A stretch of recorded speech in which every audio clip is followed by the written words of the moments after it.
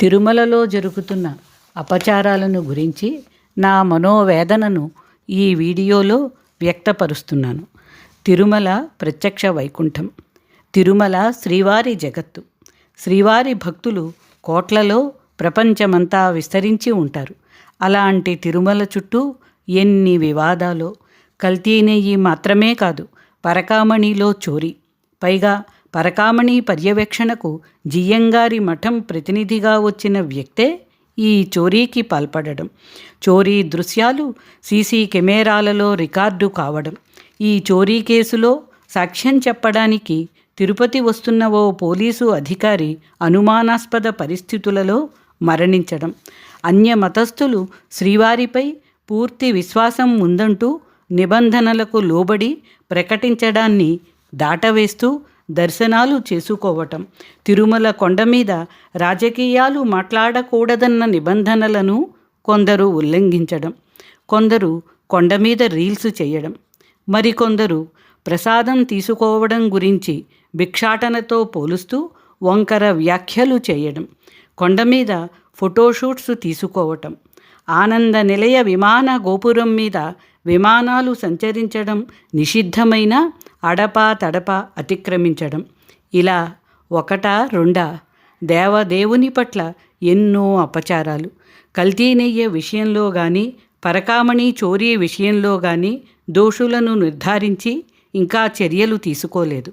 Parakamani case వెలుగులో లేదు కానీ కల్తీ నెయ్యి మాత్రం అసెంబ్లీని పట్టి కుదిపేస్తోంది. అంతేనా? పాలక పక్షానికి ప్రతిపక్షానికి మధ్య వాదోపవాదాలకు కేంద్ర బిందువుగా మారింది. టీవీ ఛానళ్లలో చర్చలకు, పత్రికా సంపాదకీయాలకు ఒక అంశంగా పరిమితమైపోయింది. సర్వేలకు కూడా ఇదే సబ్జెక్టు. ఈ అంశాలను కేవలం నిర్వహణా లోపాలుగా భక్తులు భావించటం లేదు. శ్రీవారి పట్ల జరుగుతున్న అపచారాలుగా భావిస్తున్నారు. భక్తుల మనోభావాలను దెబ్బతీసే శూలాయుధాలుగా అందరూ భావిస్తున్నారు. తిరుమల పట్ల, శ్రీవారి పట్ల తమ అంతరంగంలో నింపుకొన్న భక్తిని, ఆధ్యాత్మికతను తూట్లు పొడిచే పదునైన బాణాలుగా ఈ దుశ్చర్యలను భక్తులు భావిస్తున్నారు. భారతదేశానికి స్వాతంత్రం రాకముందు మంది మార్బలం, సామర్థ్యం లేని విదేశీయులు సైతం దాడులు చేసి మన దేవాలయాలను కొల్లగొట్టారు. సంపదను దోచుకుపోయారు. మన సంస్కృతికి ఉనికి లేకుండా చేయాలని ప్రయత్నించారు. స్వాతంత్రం వచ్చిన తరువాత కూడా దాయాది దేశం నుంచి ఉగ్రదాడులు, బెదిరింపులు. స్వర్ణ దేవాలయాన్నో, తిరుమల ఆలయాన్నో, కాశీ విశ్వేశ్వర ఆలయాన్నో ఉగ్రవాదులు లక్ష్యంగా చేసుకోవచ్చనే హెచ్చరికలతో మన మనస్సులలో అలజడి, ఆందోళన. ఇవన్నీ బాహ్యశక్తుల ద్రోహంగా సరిపెట్టుకోవచ్చు.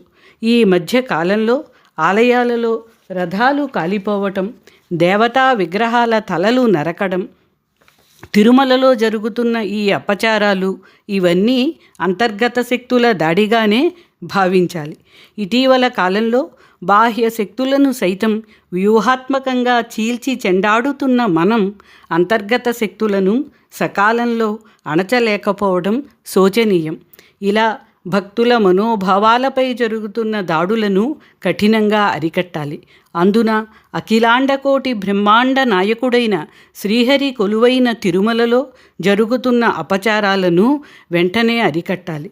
కల్తీ నెయ్యి, పరకామణి చోరీ ఘటనలలో దోషులను నిర్ధారించి వెంటనే శిక్షించాలి.